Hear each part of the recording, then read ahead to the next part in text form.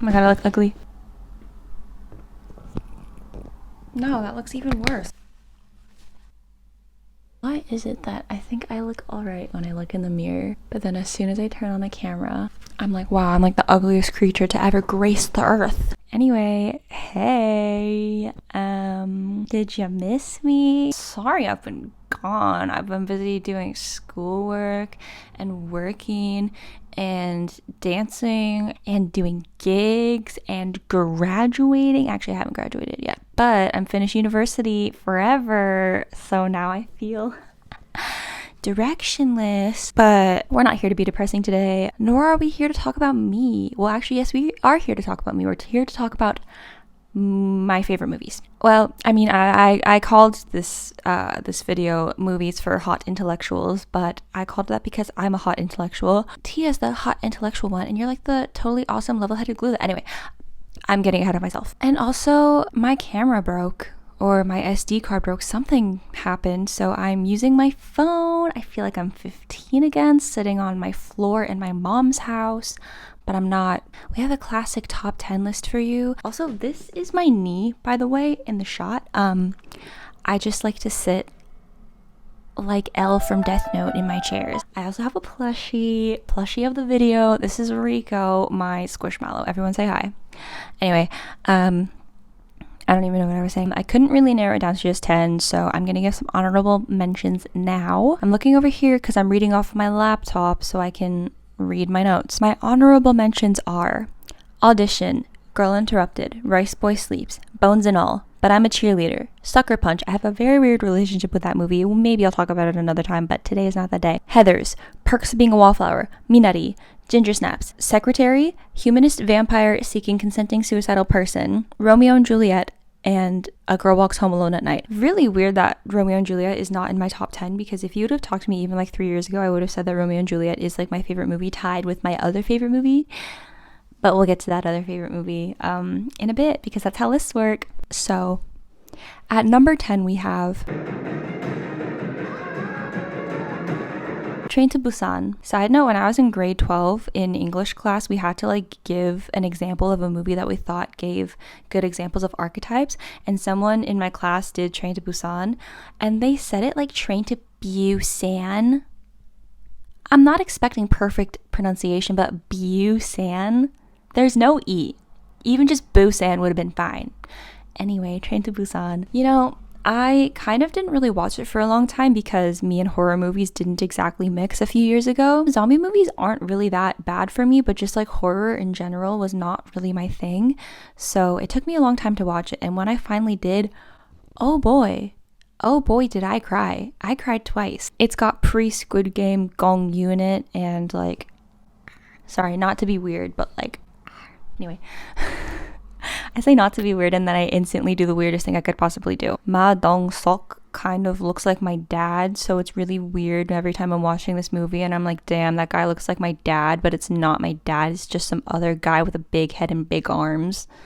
That's what my dad looks like, in case you were wondering. But yeah, I just think that like it is a really good zombie movie. I think having it on the train to Busan is a really cool premise of like keeping it very like contained in like this one literally moving unit. I've only watched it twice, but the fact that it's on my top 10 list, only watching it twice, kind of like gives an indication how good it is. I cried twice both times I watched it, so if I had a nickel for every time I cried 2 times while watching Train to Busan, I would have 2 nickels, which isn't a lot, but it's weird that happened twice. I really hope my phone does not die, because that would really suck. Anyway, at number 9 we have Please share your bed when we have slumber parties. Jennifer's evil. I know. No, I mean, she's actually evil. Not high school evil. Jennifer's Body. Are we really surprised that a queer girl has Jennifer's Body on her top 10 movie list? Not really. Oh my god, happy Pride, BTW. This came out in 2009, so I was 9 years old. I was in grade 4. I remember being in a hotel room and the advert came on the TV, and it was like Megan Fox and Amanda Seyfried, like, and I was like, but then it cut to like that scene with Jennifer like unhinging her jaw and like looking super scary and stuff, and I was like, wow, damn. This movie has gained a cult following over the years because of its exploration of like female sexuality and like the female body and how like literally society like views it as something to consume. So the horror is when the female becomes the consumer. Did I sound intellectual when I said that? I sure hope I did. No one could have done the role better than Megan Fox. This movie definitely earned its cult status because like I don't even think it's cult at this point. I think it's pretty mainstream at this point for good reason. I think it's really funny. It's very quotable. They're like agents of Satan with awesome haircuts. At number 8.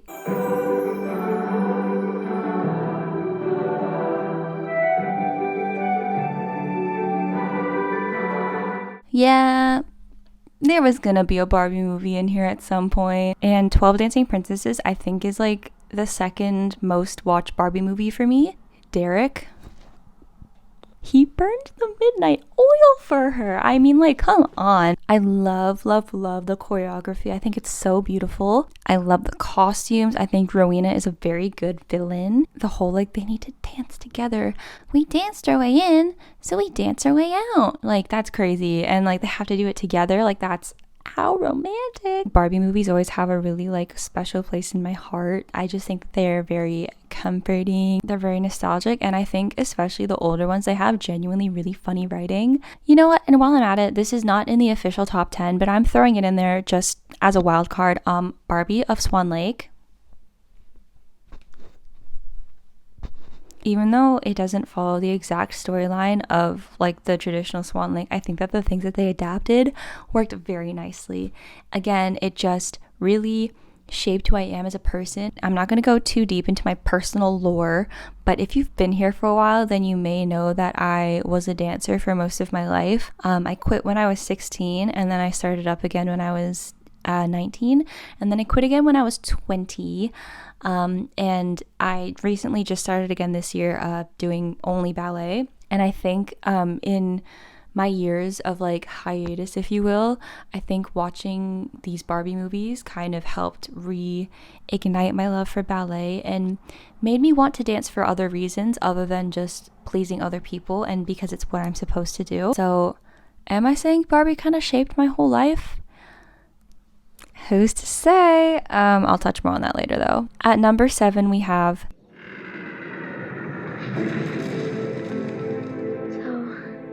I guess you're not gonna hurt me, huh? The Iron Giant. I was really late to this movie. I don't think I watched it until I was probably, I want to say 21. I will say a lot of these movies I didn't watch until I was like 21 because during that year, I mean, obviously we had nothing to do. I didn't go to school. I didn't have a job at that time, so I was literally just at home all day. So I would watch like pretty much 1 or 2 movies every day. So I discovered a lot of good movies in that year, and The Iron Giant was one of them. They just really perfectly captured how a child would act if he found an iron giant in the forest. And you know, I probably on like at least like a weekly basis I quote, "Oh my god, I mean, oh my god, we thank you for the food and stop the devil from doing bad things." It's so good. Oh my gosh. Yeah, it's just so I'm very easily entertained, if you could not tell. It just really perfectly captures that like childlike wonder feeling, and I don't think a lot of movies can do that because a lot of like people writing child characters, they just really don't capture it like as well as Iron Giant does.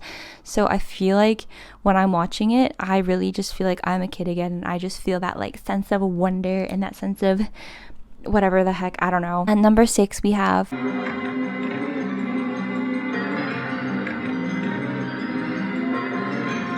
Perfect Blue. Again, I don't think I watched this until I was like 21. Wow, I have watched this movie many times since I first watched it, and wow, every time I watch it, I think it makes me feel worse, which I didn't think was possible. It's very disturbing in a very good way. Actually, like, I'm not saying like it's the most disturbing film ever, because it's not, But I do think that it has a lot of psychological things, and it really messes with you every time.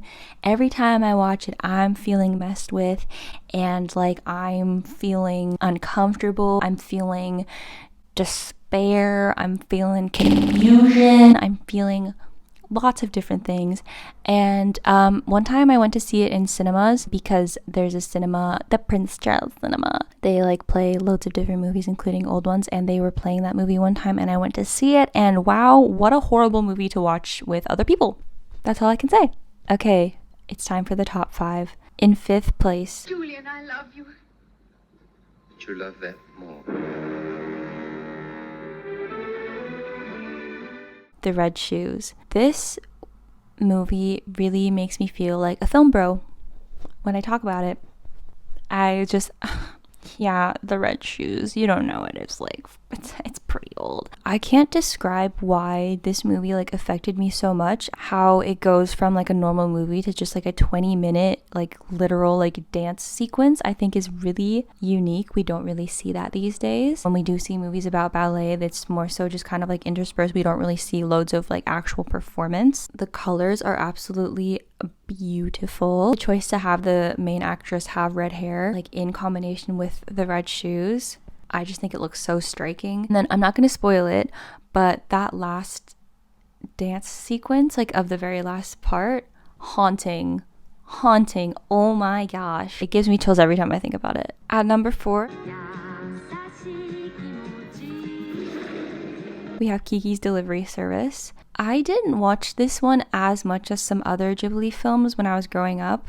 The main Ghibli film that I watched was Spirited Away, but I kind of rediscovered Kiki's Delivery Service at a very pivotal time in my life. When I was 20, I was really heavily considering quitting dance and then pursuing music, you know, because Kiki's Delivery Service is like a coming of age film for like, you know, younger people. I mean, she's like, what, 13? But I think that you can be coming of age at any age because, you know, you're only as old as you've ever been. I just think that like Kiki's turmoil can be applicable to anyone at any stage in their life. So whenever I'm feeling kind of lost or down or directionless, I like to watch this movie. Damn, I should watch it right now actually, because I'm kind of feeling like that right now. I think it very perfectly depicts pre-teenagehood, discovering yourself, discovering your talents, doubting yourself and doubting your talents. And it shows it in a very real and honest way. I am surprised this is the only Ghibli film on the list. I'm saying I'm surprised as if I didn't make this list myself. I am surprised this is the only Ghibli film on the list because I really do love a lot of Ghibli films. Okay, the last 3 I feel like are pretty non-surprising, especially if you follow me on letterboxd. But at number 3 we have... Sophomore year got off to a really bad start. The school news anchor position I wanted went to Raquel. Miss Popularity. The Barbie Diaries. Are we surprised? I think I talk about this movie pretty much any chance I get. I mean, I have an entire video where I explain the plot of the Barbie Diaries. Side note, I want to do more videos where I get drunk and explain the plots to Barbie movies. Not as an excuse to get drunk, but because I think it's fun and I think it's funny, and maybe you think it's fun and funny too. I don't know. For some reason, this changed my kindergarten brain chemistry, and I just thought, wow, I need to be in a band and I need to play guitar and I need to sing. And I was like, wow, Barbie's like singing this kind of punk song. I want to do that. And now I do that. And that bit where, what's her name, Stephanie gives her the diary, and Barbie's like, I've never been one to keep a diary. And then Stephanie's like, so try it. Write your thoughts down on paper and amazing things can happen. And I was like, damn, that's so true. And you know what? I write in a diary every single day, and I have for I don't know how many years at this point. I really think that writing a diary helps with my songwriting, and I wouldn't have started writing in a diary if it weren't for Barbie. Am I saying that my entire life is shaped because of the Barbie Diaries? Yeah, I am. I will say though, as I've gotten older and as I've watched this movie more, Kevin is a freaking creep. He's a freak and he has stupid looking hair. But that's neither here nor there. Moral of the story is, I love the Barbie Diaries. I know that it's considered not one of the best ones, but it's the best one to We're in the final 2. And this one is kind of a new contender in the top 10, in the top 5, in the top 2. But it is... I had the craziest dream last night about a girl who was turned into a swan. Black Swan. Fun story. As I mentioned previously, I have been a dancer my entire life. So anytime I would see a movie or a TV show that had to do with dance, I was like, oh my god, great, let me watch it, because me. Black Swan came out in 2010. So I was 10, and I was like to my mom, oh my gosh, mom, can I watch this movie? And she was like, no. And I was like, but it's about ballet. And she was like, yeah, but you're not allowed to watch it. And I was like, well, why? And she was like, because it's rated R. And I was like, well, why is it rated R? And she was like, I don't know. And then I was like, okay, fine, whatever, because I'm 10 and I can't go to the movie theater by myself. One morning, everyone else was still asleep. We had Kojiko on demand, because that was a thing back then. And what do I see? Black Swan, you can rent it for free. So I was like, oh my god, perfect. I'm gonna see what all the fuss is about. I get about, I want to say 20 minutes in. Nothing particularly like gross or scary has happened yet, but then it was that part when after the gala, when the director was like introducing Nina to the people, and they were having their discussion, and then Nina goes home, and then in the morning she's like in her bed, and then she starts doing stuff, and I was like, oh, I don't think I should be watching this. I'm 10. I don't think I should be watching that. So I didn't. I turned it off, and then I never thought about it again until maybe, I actually don't even know how old I was, maybe 18, when I actually finally watched Black Swan, and I was like, wow, good thing I didn't finish watching this when I was 10. But all that to say, I have watched it like many, many times over the years at this point, and I just think every time I watch it, I'm like, wow, she's so me. Because it is very obviously inspired by Perfect Blue, even though Darren Aronofsky like denied it for a while. I think that it really perfectly depicts like chasing perfection to the point of driving yourself mad. I think a lot of artists, like not just ballet dancers, but I think a lot of artists can kind of relate to that. I certainly relate to that. And all I'm saying is Black Swan is what Whiplash thinks it is. And every time I rip off a hangnail, I always think of that one scene. Okay, we've done it. We're here.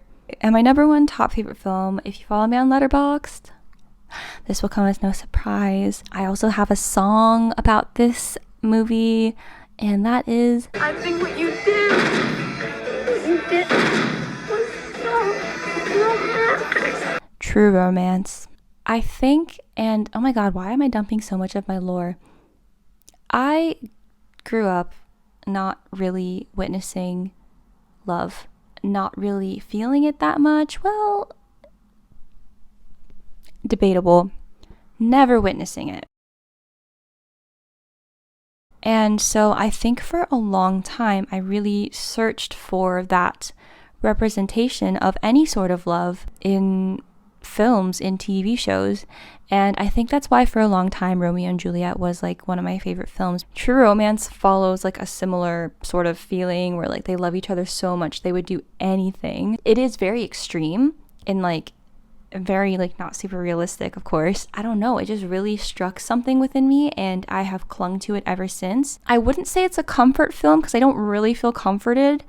Actually, no, I will call it a comfort film. I do feel comforted by it. I love it more each time I watch it, and I've been to the Prince Charles Cinema to watch it quite a few times, and I have the DVD of it. I'm still searching for the soundtrack on vinyl though, not to be like, Alabama's so me, because like obviously we're different people. She's so like unapologetically willing to be in love that she just does whatever, and I really resonate with that.